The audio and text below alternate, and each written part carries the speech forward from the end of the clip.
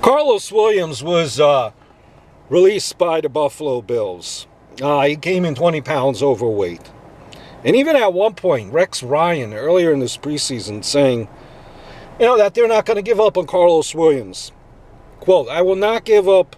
We're not going to give up on Karlos Williams. I can tell you that. And Rex Ryan, even him, he's been loyal to a fault with his players. And he said this earlier this month, that they won't give up Karlos Williams. Guess what happens? They release Karlos Williams. Karlos Williams, this guy was a beast last year. But you got to understand, if you're a Bills fan, it's sad to see it happen, but you obviously got to understand why Buffalo made the move. Hopefully he gets in shape if you're a Karlos Williams fan and doesn't waste his talent. If he straightens up, I think he will be a star in the league. Running back, I think, is the most replaceable position in the NFL right now, especially since most teams are using a committee approach. So they should smarten up because they really need to be reliable to keep a job.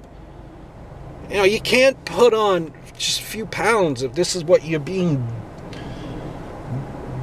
you're being paid to be an athlete. This is your job. These pro athletes need to make a choice between pro ball or not.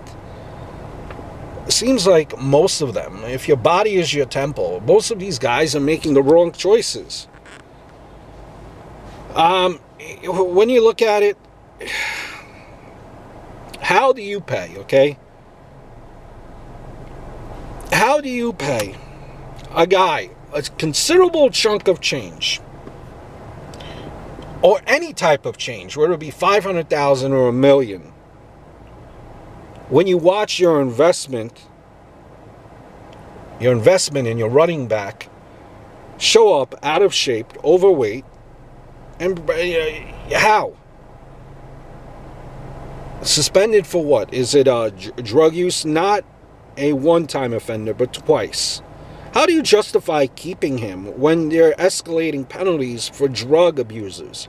Yes, Williams has great potential talents, but how many games do you give up from a 16-game schedule when you need at least 11 wins to secure a playoff spot? I ask you that question. I hope all is well, and I look forward to speaking to you very, very soon.